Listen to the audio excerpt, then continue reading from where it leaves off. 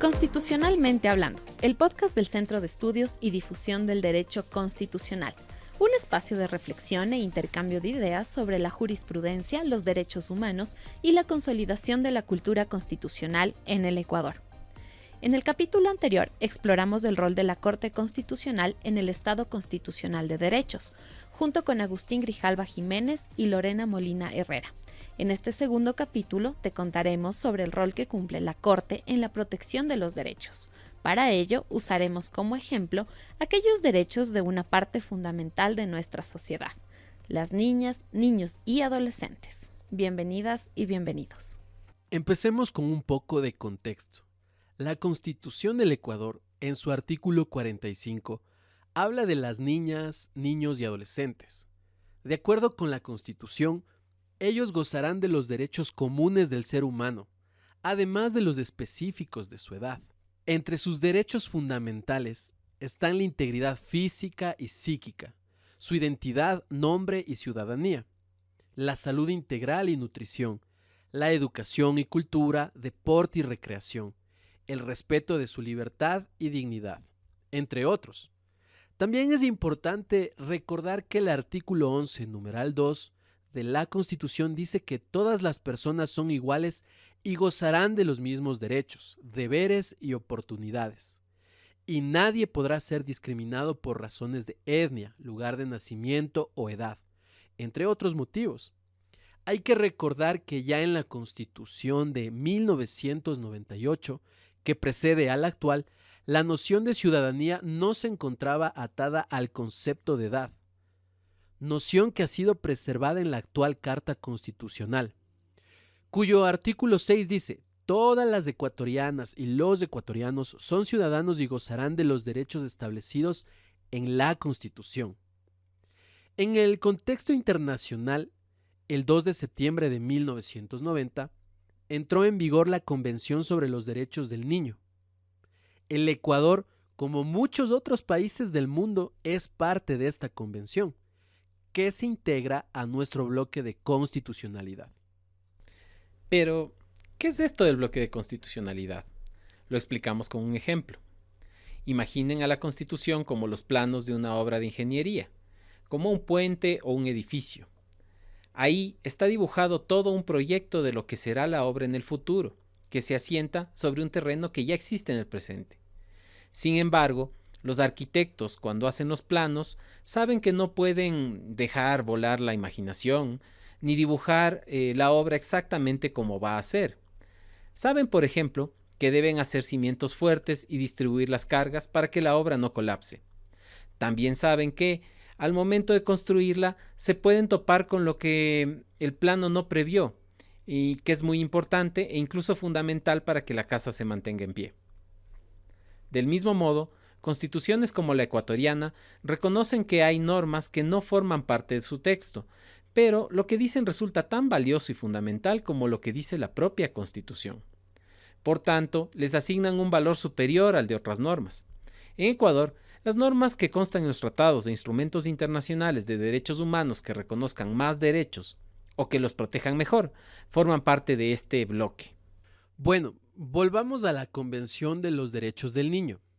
Esta convención, en su artículo 2, numeral 1, dice: los estados parte respetarán los derechos enunciados en la presente convención y asegurarán su aplicación a cada niño sujeto a su jurisdicción, sin distinción alguna, independientemente de la raza, el color, el sexo, el idioma, la religión, la opinión política o de otra índole, el origen nacional, étnico o social, la posición económica, los impedimentos físicos, el nacimiento o cualquier otra condición del niño, de sus padres o de sus representantes legales. Cabe mencionar que la Convención, en su artículo 5, también exige a los estados respetar las responsabilidades, derechos y deberes de los padres, o en su caso de los miembros de la familia ampliada o de la comunidad, según su costumbre local. Además, a partir de la Convención queda claro que los derechos de las niñas, niños y adolescentes se ejercen de forma progresiva y de acuerdo con la evolución de sus facultades. ¿Y por qué todo esto es importante para nuestra explicación? Bueno, Pues porque, en pocas palabras, la Constitución y la Convención señalan que las niñas, niños y adolescentes tienen derechos y obligaciones como cualquier persona. Y aunque esto pueda no parecerles nada del otro mundo, no siempre fue así. El mundo no reconocía a este grupo como sujetos plenos. Eran prácticamente propiedad de sus padres. Sí, como lo oyen. Igual que como cuando uno tiene una fruta puede decidir si se la come, la regala o la bota a la basura, hubo un tiempo en que la gente pensaba que los padres y las madres, y cuando ellos no estaban, el Estado, únicamente tenían derechos legales sobre los niños, y que sus obligaciones eran más de tipo moral o religioso. El reconocimiento de titularidad de derechos de niñas, niños y adolescentes es relativamente reciente. Por eso, en nuestra sociedad existen rezagos de lo que los expertos llaman adultocentrismo. Si bien la Constitución y la Convención reconocen los derechos de las niñas, niños y adolescentes, como sucede con todos los derechos, estos requieren un desarrollo para ser llevados a la práctica adecuadamente. Esto de acuerdo con la Constitución, y se lo debe hacer por medio de normas, jurisprudencia y políticas públicas. Es aquí donde cobra relevancia el papel que cumple la Corte Constitucional, pues le corresponde efectuar dicho desarrollo y controlar que los demás órganos que ejercen poder también lo hagan. En el capítulo anterior, Lorena Molina nos explicaba que la Corte tiene la última palabra en cuanto a la interpretación de la Constitución, lo cual incluye a los derechos. ¿Esto qué quiere decir? Pensemos en la Corte Constitucional como el árbitro en un partido del deporte que más nos guste, y en todos nosotros, personas, comunidades, pueblos, nacionalidades, entidades públicas, compañías, organizaciones sociales, partidos políticos, como protagonistas de ese juego. Del mismo modo en que el árbitro interpreta las reglas y principios que rigen el juego, por ejemplo, no tocar el balón con las manos, anotar los puntos de cierta forma o no impedir que el otro equipo dispute el balón, y con esa interpretación decidir si se cometió una falta, si hubo offside o a qué equipo le corresponde reiniciar el juego, la Corte debe ser quien define el significado de la Constitución cada vez que se le presente un caso, con el objeto de resolverlo y permitir que el juego continúe. Sin duda, uno no paga una entrada para ir a ver al árbitro. Es más, a muchos nos molesta cuando decide algo que, desde las gradas, nos parece erróneo o contrario a los intereses del equipo del que somos hinchas. Sabemos que, sin alguien que decida de forma definitiva sobre situaciones complejas, este juego llamado Ecuador se volvería prácticamente inmanejable. ¿Qué ha dicho la Corte Constitucional sobre los derechos de las niñas, niños y adolescentes? Durante los meses de mayo y junio de este año, el Centro de Estudios y Difusión del Derecho Constitucional apoyó una iniciativa de la organización Pacto por la Niñez y la Adolescencia, la Secretaría de Inclusión Social del municipio del Distrito Metropolitano de Quito y la Facultad de Jurisprudencia de la Pontificia Universidad Católica del Ecuador, que consistió en la realización de una serie de eventos académicos para analizar la jurisprudencia de la Corte Constitucional relacionada con los derechos de las niñas, niños y adolescentes. Vamos a utilizar algunas de las intervenciones de las personas que participaron en el evento para mostrar cuál fue el papel que está llamado a cumplir la Corte en estos casos. En primer lugar, hablaremos sobre el derecho de las niñas, niños y adolescentes a ser escuchados en los procesos que afecten sus derechos. La sentencia 2691-18 EP 2021 es muy interesante en ese sentido. Se trata de un niño cuya madre no se hizo cargo de él desde su nacimiento, que fue registrado como hijo de sus abuelos maternos, por lo que recibió sus apellidos. Luego de 11 años, su madre biológica inició un juicio de impugnación y declaratoria de maternidad. Y tras el examen genético de ADN, se le ordenó al registro civil la modificación del apellido materno de este niño y la relación filial materna. Posteriormente, la abuela materna del niño presentó al registro civil una solicitud de posesión notoria de apellido materno a favor de su nieto, ya que había usado dicho apellido por más de 11 años. Este pedido se negó con el argumento de que la abuela no contaba con legitimación para representar a su nieto, ya que la patria potestad en un proceso anterior había sido declarado a su madre biológica. Tras el fracaso de la acción de protección que interpuso, la abuela presentó una acción extraordinaria de protección a la Corte Constitucional, que admitió, priorizó y tramitó el caso, y que contribuye con un importante análisis sobre el derecho de los niños a ser escuchados en los procesos que afecten sus derechos. Antes de continuar, hay dos temas importantes para comprender bien lo que hizo la Corte en esta sentencia. Primero, como veníamos diciendo, la abuela del niño presentó una acción de protección contra el registro civil. La acción de protección sirve para pedir a un juez que actúe cuando una autoridad pública o en ciertas circunstancias un particular vulnera derechos de algún sujeto. En este caso, la abuela creía que el registro civil debía consultar a su nieto sobre su opinión. Segundo, tenemos la acción extraordinaria de protección que presentó la abuela del niño. Aquí entra la Corte Constitucional, porque tramitarla y resolverla es su competencia exclusiva. Cuando alguna persona presenta una demanda, inicia lo que los abogados llamamos proceso judicial. Las autoridades que están a cargo de los procesos judiciales son juezas, jueces, tribunales y cortes del país, quienes están obligados a dar respuesta a los pedidos de las personas que acuden a ellos. Además, tienen la obligación de respetar, garantizar y proteger los derechos durante todo el proceso. Si hacen algo en contra de estas obligaciones o no hacen algo que deberían hacer para cumplirlas, los jueces también vulneran derechos. Bien, volvamos a la decisión de la Corte en este caso. En la referida sentencia se acogen los criterios de la Observación General número 14 del Comité de los Derechos del Niño, en la que se establece que los estados al menos deben garantizar que existan mecanismos para obtener las opiniones de los niños y tenerlas en cuenta, suponer que el niño tiene capacidad para formar sus propias opiniones y reconocer que tiene derechos a expresarlas, y en esa medida no le corresponde al niño demostrar que tiene dicha capacidad. Garantizar que el niño puede expresar su opinión, no la de los demás, sin influencias o presiones indebidas, lo cual también implica que puede decidir si quiere o no ser escuchado. Sus opiniones deben considerarse seriamente a partir de su capacidad de formarse un juicio propio. Es una exigencia que se aplica a todos los procedimientos judiciales pertinentes que afecten al niño. En caso de que el niño actúe por medio de representantes o apoderados, estos deben ser conscientes de que representan exclusivamente los intereses del niño. En el evento mencionado, María Paula Marroquín, analista de la Secretaría Técnica Jurisdiccional de la Corte Constitucional del Ecuador, se refirió al derecho a ser escuchados en los siguientes términos.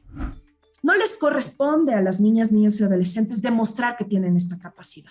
Les corresponde a los operadores de justicia prever, anticiparse y encontrar los mecanismos para que los niños se expresen. Y bien, el Estado tiene que garantizar las condiciones para que les escuche, y cualquier decisión que no sea parte de, que no acoja, digamos, los intereses de las expresiones de los niños, carece de validez. Además, en la jurisprudencia más adelante de la Corte, en la sentencia 2815-IN, la Corte especificó que la escucha debe ajustarse a sus condiciones personales y estableció algunos criterios y elementos que los operadores de justicia podrían considerar al momento de establecer cuál criterio puede expresar un niño. Y puede ser condiciones personales de contexto, edad, capacidad comprensiva e interés genuino en la causa. Entonces se trata de una sentencia en la que la Corte Constitucional desarrolla criterios para proteger a las niñas, niños y adolescentes en los procesos que afectan sus derechos, garantizando que sean escuchados, que su opinión sea considerada seriamente y que en el caso de no querer expresarla, esa decisión sea respetada. Ahora hablaremos de un caso sobre acogimiento institucional de niñas, niños y adolescentes. Primero hagamos un paréntesis para explicar en qué consiste el acogimiento institucional. En principio, la familia es el lugar ideal para que una persona menor de edad se desarrolle de la mejor manera posible. Sin embargo, dentro de la familia pueden darse graves situaciones de violencia o maltrato que la ponen en peligro. Cuando esto pasa, existen autoridades que pueden dictar medidas de protección de varios tipos. Después de la adopción, la medida de protección que se debe adoptar en los casos más graves es el acogimiento institucional, que consiste en poner a niñas, niños o adolescentes bajo el cuidado de una entidad de atención llamada casa de acogida. Por su propia naturaleza, esta medida interrumpe la convivencia familiar, por lo que no es la situación ideal y debe ser siempre pensada como una solución temporal. Continuando con la sentencia 202-10 JH 2021, se refiere a Rosa, una mujer con discapacidad en situación de extrema pobreza, jefa de hogar y madre de 5 hijos e hijas, quien mediante la Defensoría Pública presentó un habeas corpus en contra de una orden de acogimiento institucional a través de la cual se dispuso el traslado de los menores de edad a una casa de acogida. El habeas corpus, al igual que la acción de protección, es una garantía de los derechos constitucionales, pero es un poco más específica, porque protege los derechos de las personas que han sido privadas de la libertad. En este caso, la defensa de Rosa sostenía que el acogimiento institucional era una forma de privación de libertad, que había sido ordenada en contra de la Constitución y que durante el tiempo que sus hijos estuvieron en la casa de acogida fueron víctimas de maltrato. Los jueces que conocieron la causa de origen, tanto en primera como en segunda instancia, rechazaron el habeas corpus por considerar que no se vulneró el derecho a la libertad, ya que existía una medida de protección. Esto es del acogimiento institucional. La Corte Constitucional, en su revisión del habeas corpus sobre este caso, declaró que a Rosa y sus hijas e hijos se les violó su derecho a la libertad, a la intimidad familiar y a la integridad física durante la ejecución del allanamiento domiciliario, y se afectó parcialmente el derecho a un debido cuidado institucional, que fortalezca los vínculos familiares y se encamine a una adecuada reinserción familiar.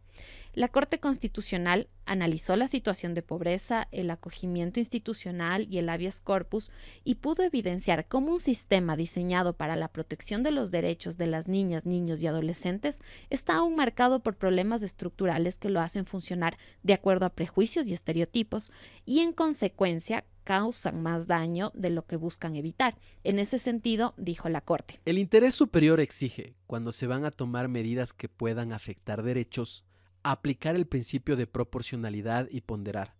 Cuando hay varias opciones para escoger en relación con los niños, niñas y adolescentes, según las circunstancias de cada caso, el interés superior exige optar por lo que más favorezca el ejercicio de derechos de los niños, niñas y adolescentes. El caso que acabamos de escuchar nos muestra otra forma en que la Corte hace de árbitro de la Constitución en este juego que llamamos Ecuador.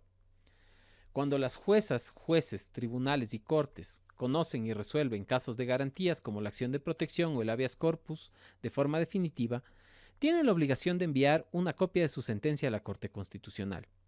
A la Corte llegan miles de sentencias al año. Luego, por medio de un trámite llamado selección, la Corte cierne las sentencias de los casos que considera más relevantes. Estos son los casos sobre los cuales la Corte cree que tiene algo muy importante que decir y que necesita que todas y todos escuchemos. Respecto de los casos seleccionados, la Corte emite una sentencia en la que revisa lo que decidieron los jueces inferiores y decide si lo resuelto está bien o está mal. Estas sentencias, al igual que todas las demás decisiones de la Corte, constituyen jurisprudencia y marcan la forma en que debemos de entender y aplicar la Constitución en casos posteriores. Entonces, la sentencia que emitió la Corte no fue importante únicamente para Rosa y sus hijos, sino que sirve para todas las personas que se encuentren en una situación parecida. La Corte Constitucional también se ha referido a casos de adolescentes en conflicto con la ley penal. Por ejemplo, la sentencia 917-CN-2019, resuelta en el marco de un proceso penal iniciado en contra de un adolescente por el cometimiento del delito de pornografía infantil. La jueza que conoció dicha causa consultó a la Corte Constitucional sobre la constitucionalidad de los artículos 354, 356.7 y 357 del Código de la Niñez y Adolescencia. Es decir, la consulta se centró en determinar si el mismo juez puede conocer todas las etapas del proceso penal en el juzgamiento de adolescentes infractores. A criterio de la jueza consultante, las normas sometidas a consulta vulneran el principio de juez imparcial establecido en el artículo 76, numeral 7, letra K de la Constitución. En ese sentido, la Corte Constitucional decidió que el juez que conoce el juzgamiento de adolescentes infractores tiene que ser uno distinto al de las etapas de instrucción y de evaluación del juicio. Sin embargo, más allá de la decisión frente a la consulta de norma, en este caso, la Corte estableció lineamientos para las políticas estatales sobre los adolescentes en conflicto con la ley penal. Dice la sentencia: el juzgador, fiscal y defensor de adolescentes infractores debe tener una sensibilidad diferente a la que normalmente se exige a un operador de justicia penal. El operador de justicia debe estar convencido que el adolescente es un ser humano en desarrollo, que una experiencia de privación de libertad, como ha sucedido en muchos casos, puede ser el comienzo de una carrera criminal. La persona adolescente debe estar expuesta a experiencias positivas que se logran mejor con medidas alternativas a la privación de libertad, en un ambiente de ser posible familiar y en el que se garantice su derecho a la educación, para que fortalezca el respeto por los derechos humanos y las libertades fundamentales de terceros y promueva la reintegración del adolescente y su asunción en una función constructiva en la sociedad. Jorge Luis Velastegui, en su ponencia, se refirió a la justicia juvenil y explicó cómo, en su criterio, debería ser una concepción adecuada del internamiento preventivo. Y pienso que acá está el problema en sí, voy a catalogarlo así, el problema que se da muchas veces cuando se está tramitando este tipo de procesos en cuanto a la comprensión que debe existir por parte de los operadores de justicia entre lo que es la justicia ordinaria y lo que es la justicia juvenil. ¿Sí? Esto se conoce también como el principio de especificidad. ¿Sí? Tratar de diferenciar lo que es la justicia ordinaria de la justicia para adolescentes. Esto, en definitiva, lleva a que si no se tiene la comprensión, a que si no se tiene esta distinción, tratemos, en definitiva, a la persona adolescente como un adulto. ¿Y esto en qué trasciende? En que efectivamente medidas privativas de la libertad se adopten en el mismo camino o en el mismo sentido en que se dicta la privación de la libertad para las personas adultas. Y concomitantemente con aquello, si no conocemos la doctrina de protección integral y si el operador de justicia no tiene la comprensión en esta distinción importante, no vamos a comprender los fines mismos de la justicia juvenil. Este caso nos permite ver una faceta diferente del trabajo de la Corte. Aquí una jueza colaboró con la Corte Constitucional en una de sus labores más importantes: controlar que las leyes y otras normas jurídicas no contradigan la Constitución. ¿Cómo funciona esto? Cuando una jueza o juez que debe resolver un caso tiene dudas de que la norma que debe aplicar o la forma que debe aplicarla es inconstitucional, está obligada a suspender la causa y consultar a la Corte. Esta a su vez le responderá, y lo que responda será obligatorio en su caso, en los casos que se le parezcan, e incluso, si la Corte así lo decide, para todos los casos en que corresponda aplicar dicha norma. Como vemos, ese es un gran poder. Por eso, debe ser ejercido con mucha responsabilidad. Por ejemplo, un juez no puede suspender la causa por cualquier duda. La ley dice que esta duda debe ser razonable y motivada. Esto quiere decir que el juez debe explicar a las partes que se van a quedar esperando a que la Corte responda a la consulta y a la propia Corte por qué cree que la Constitución y la norma que debe aplicar son contradictorias.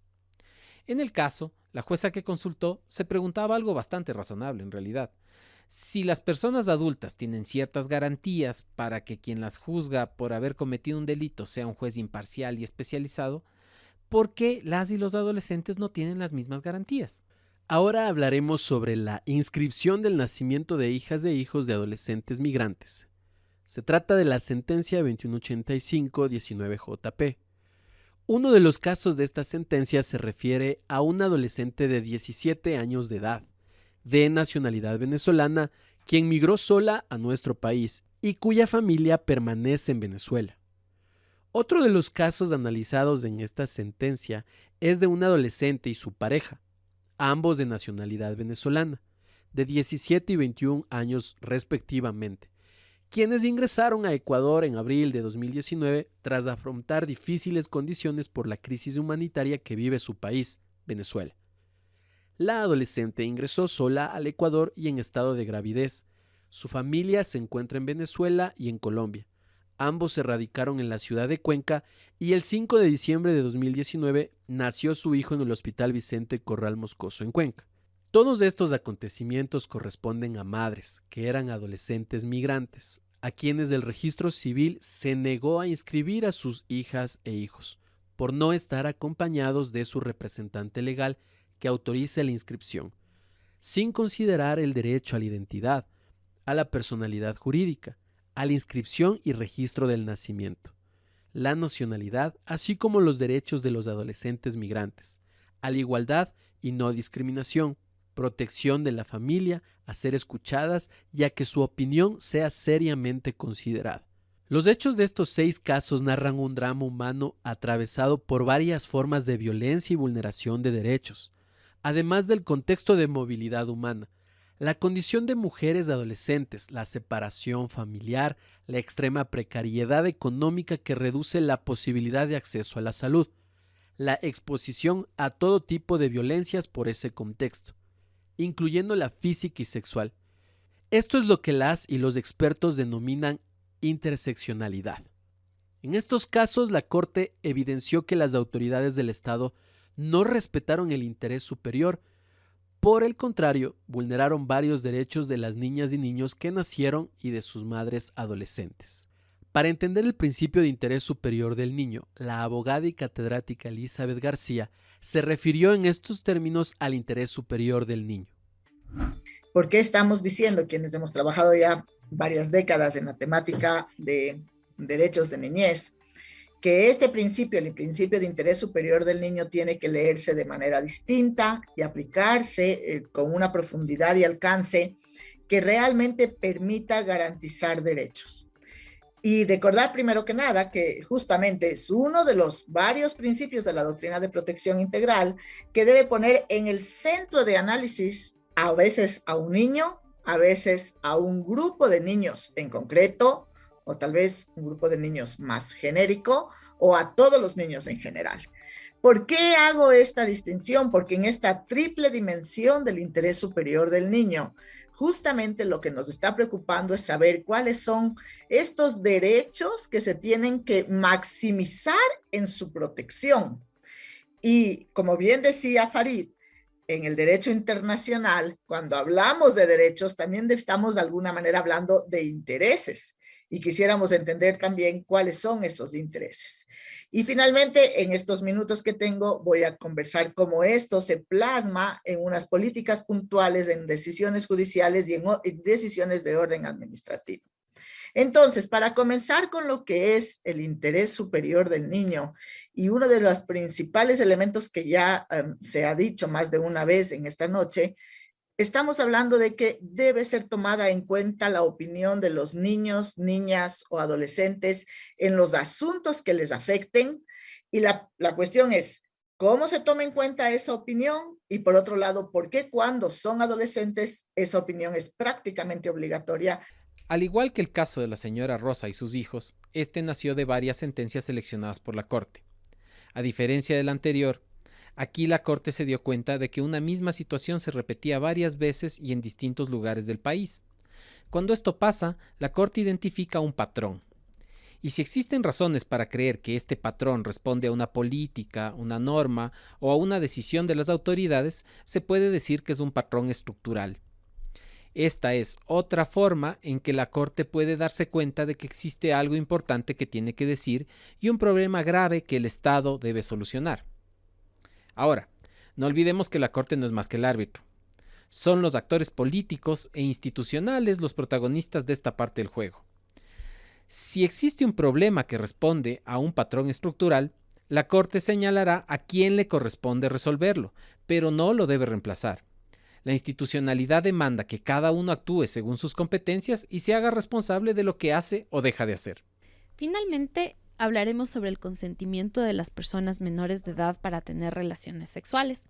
La sentencia 1318 CN 2021 llegó como una consulta de norma respecto del artículo 175 numeral 5 del Código Orgánico Integral Penal, en el contexto de un padre que interpuso una denuncia contra un adolescente por presunto delito de violación a su hija, también adolescente. En dicha norma se disponía que en los delitos sexuales el consentimiento dado por la víctima menor de 18 años de edad es irrelevante. La Corte analizó la capacidad de consentir en una relación sexual de los adolescentes a partir de los 14 años. En ese sentido, estableció que, en el caso de los adolescentes, la evaluación del consentimiento es relevante para establecer si existe una conducta que debe ser penalmente sancionable o, por el contrario, es el resultado de las facultades de las y los adolescentes para ejercer sus derechos al libre desarrollo de personalidad, a tomar decisiones libres, informadas, voluntarias y responsables sobre su sexualidad, su vida y orientación sexual y a la privacidad. Los criterios que esta sentencia estableció para estos casos son: el consentimiento de las y los adolescentes debe ser brindado de forma libre, voluntaria, autónoma, sin presiones de ningún tipo, sin violencia, amenaza o coerción. La o el adolescente que manifiesta haber consentido una relación sexual debe estar en capacidad de hacerlo en función de su madurez, autonomía progresiva y evolución de facultades. La no existencia de relaciones asimétricas o desiguales de poder o de sometimiento que vicien dicho consentimiento. Para ello se deberán considerar, entre otros aspectos, la diferencia etaria, el sexo, el grado de parentesco, el grado de madurez, la experiencia, la pertenencia a un grupo minoritario, la existencia de una discapacidad, el contexto social, económico, cultural y étnico, entre otros. La valoración del consentimiento se debe realizar de forma individual a través de la evaluación y determinación del principio de interés superior y garantizando el derecho a ser escuchado de las y los adolescentes. Para entender estos criterios, escucharemos un extracto de la ponencia de Daniel Caballero Olmedo, profesor de la Universidad San Francisco de Quito, quien analizó los derechos sexuales y reproductivos en el contexto de la adolescencia. La Corte parte de este análisis que yo les comentaba al inicio, parte obviamente estableciendo que las y las adolescentes son sujetos de todos los derechos y obviamente son titulares de los derechos al libre desarrollo de la personalidad, a tomar decisiones libres, informadas y voluntarias sobre su sexualidad. También son titulares del derecho a la intimidad y estos derechos de alguna forma reconocen o también son parte de los derechos sexuales, como por ejemplo decidir con quién, cómo y cuándo mantener o no relaciones sexuales. Y eso ya no hay duda, la Corte dice son titulares de estos derechos porque la Constitución dice que son titulares de todos los derechos comunes al ser humano. Ahora el tema se encontraba en cómo ejercen las y las adolescentes estos derechos.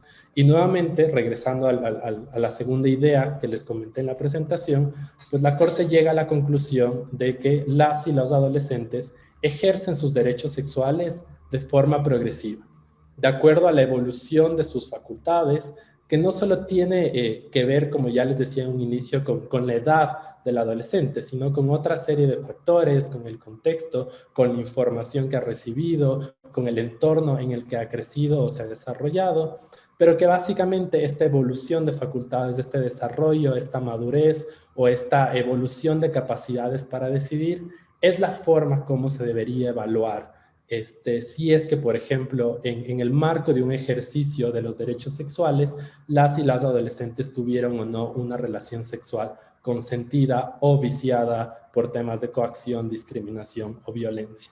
Una vez más nos encontramos frente a un caso que nos sirve para entender el papel que juega la Corte.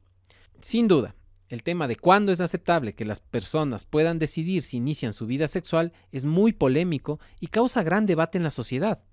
Es aún más difícil hablar de esto cuando existen tantos factores que pueden hacer que esta decisión no sea totalmente libre de presiones. Entonces, el papel que le corresponde jugar a la Corte, como quien tiene la última palabra, cobra una gran relevancia.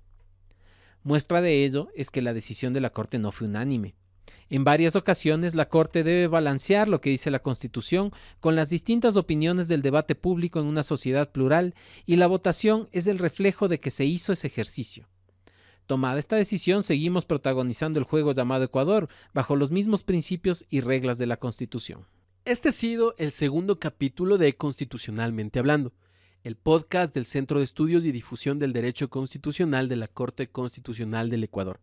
En esta ocasión, hablamos de los derechos de las niñas, niños y adolescentes y el rol que tiene esta Corte en su protección y garantía. Si deseas conocer más sobre los análisis realizados por especialistas en el webinar por los derechos de las niñas, niños y adolescentes, no dejes de visitar nuestro canal en YouTube. Encuéntranos como CEDEC Corte Constitucional del Ecuador. Síguenos en nuestras redes sociales. Estamos en Twitter, Facebook e Instagram. No te pierdas nuestros siguientes capítulos.